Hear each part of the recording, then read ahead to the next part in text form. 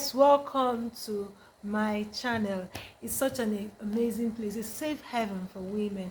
Here we teach, here we model what we teach. We also point women to purpose. We point them to the wholesomeness that God has poured into them, because women are wholesome goodness. And so we want women in this generation to come back to the knowledge of who they truly are. And so this channel is a safe haven for women. And so I welcome you and I thank you for following through. This is actually the last lap of the review of my book, my first published book, God's Amazons. Yes, this is the last review on this book. This is the last lap for me doing the first review journey on this book. It's been a journey of about 1 year counting, reviewing this book. Thank God for consistency and thank God for the grace. All right, today the character we are looking at in this chapter 8 is the character called Judith. The last review I made was Susanna. Most non-Catholics may not know these names, but if you're a Catholic, the Catholic Good News Bible has the book of Judith and the book of Susanna. These are two women who, even if you're not a Catholic, you would need to read about. All right, Judith was a widow, but she was wise and an astute woman. All right, she was wise, she was diplomatic, she knew what to say, how to say it, where to say it. Women are really embodiments of wisdom, you understand? So we find women who just talk anyhow, and when they have an issue with a man, you see them talking anyhow. See, when you go confront a man like that, the tendency of getting what you want is highly zero. If you look at how the Bible has exemplified women getting their rights, you see that they didn't get it with fighting with men, saying all sorts, shouting, insulting them. Look at the Zelophehad daughters. They went and pleaded their cause wisely, and they got what they wanted. Do you understand? Who is that woman? Even this woman that killed this great soldier, what's her name again? Jael. She didn't go, I will kill you now. She gave him a wonderful reception. He slept off and she did what she had to do. Who again? There are countless examples. What about even Abigail? Abigail didn't go to David and say, stop, are you coming to kill me and my children? Well, she went there diplomatically, pleaded her cause, and she still won. And she later got married to David. You see, women who go all out to confront men, to show that we are in this, we can fight you, we can. That was the attitude of the Amazons of old, and most of them died in the process. Yes, most of them killed men. They killed men a lot, but many of them died untimely because of their approach. Our approach cannot be like their approach, and that is what makes us different from the Amazons of old. Remember the juxtaposition I made in the first chapter. God's Amazons get what they deserve, but they do it wisely and calmly. They are in their femininity while they go about what they need. And so this woman called Judith was a widow. Yes, she's a widow, but she has lots. She had lots of wealth. She was wealthy. That's why I keep saying we don't have any excuse why we cannot make money. No, women, we don't have any excuse. All right. She also led men. This Judith led men. There was a time in the book of Judith, men lost faith in God. They were losing their minds. Judith spoke up and encouraged them. Encouraged them to do what? To get off that particular mentality and begin to embrace how the best approach, which is to turn to God and do right. And so I see in this woman, in her approaches, in all the approach, she put in so many approach to get her life and the life of people around her, in order. I really do not want to dwell so much, because I believe strongly that once you read this book, you will get more. I'm just here to do a preamble of the book. All right, to do a preamble of the book. I'm just trying to say That you're a widow is not an excuse that you allow men now trample you.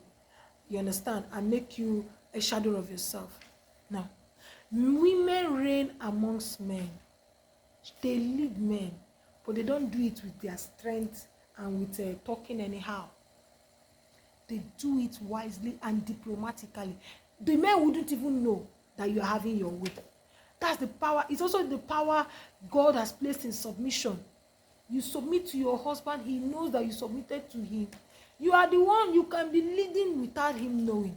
But you are doing it from a place of humility, a place of kindness, a place of love. You are respect. You speak kindly, softly to him. Make your point wisely. He doesn't know you are leading. You are getting what you want, but he is not even aware of it. And so we have that capacity to actually lead.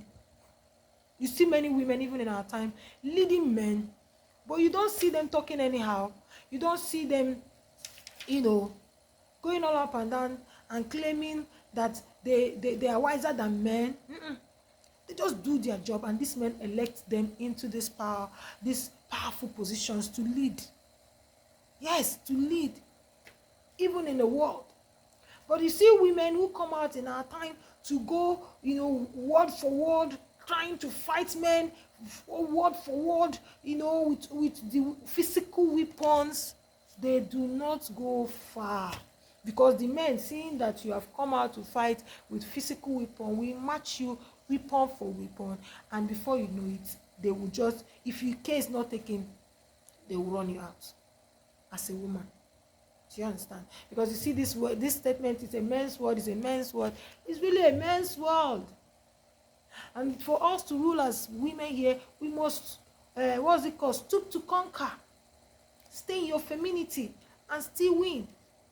Go about trying to show forth that you're a masculine being. You won't win that way.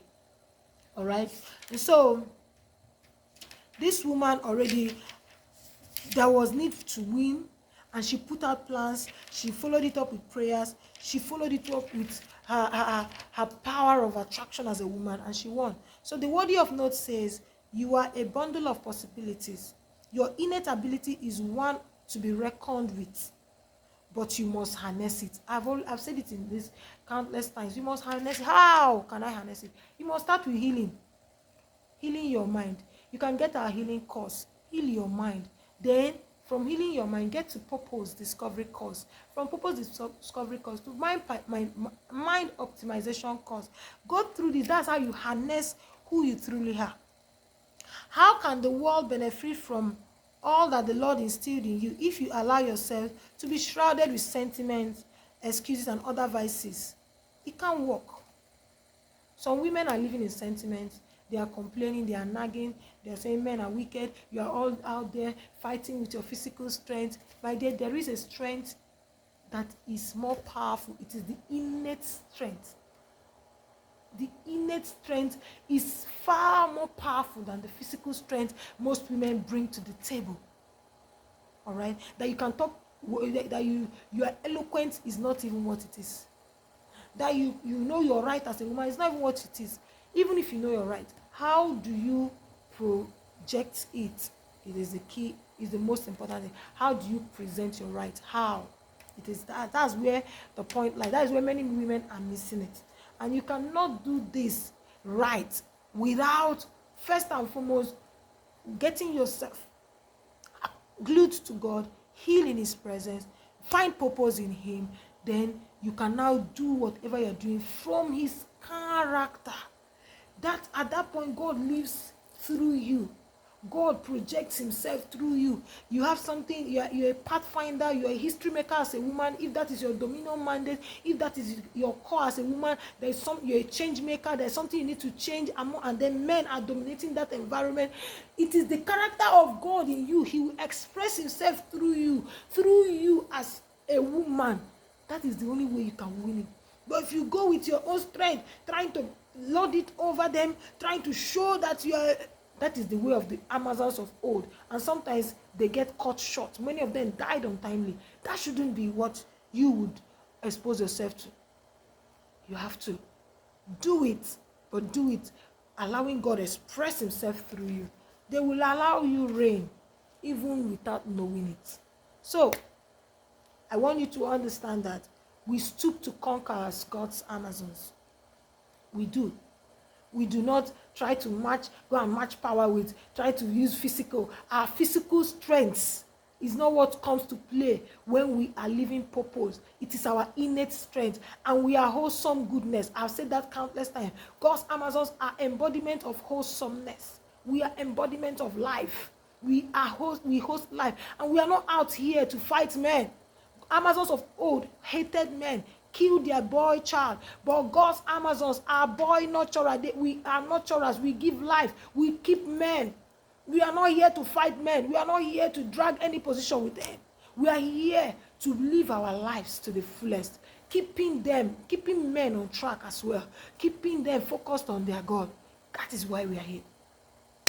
Thank you very much for listening.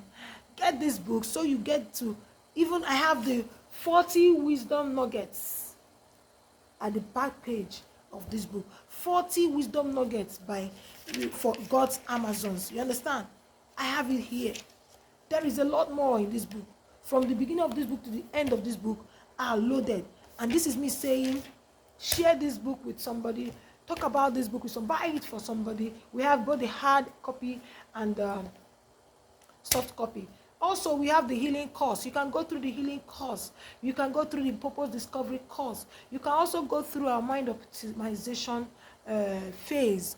That will make you a wholesome Amazon. Also, see the video I made about the helpers mandate and the dominion mandate.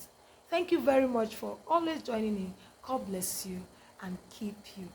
Thank you. Stay tuned to this channel because there is still more and more and more to know about you as the wholesome beauty, wholesome goodness God has embedded in you. This is God's Amazon's Corner. This is Voga. This is God's Amazon, called to raise other God's Amazons. Bye.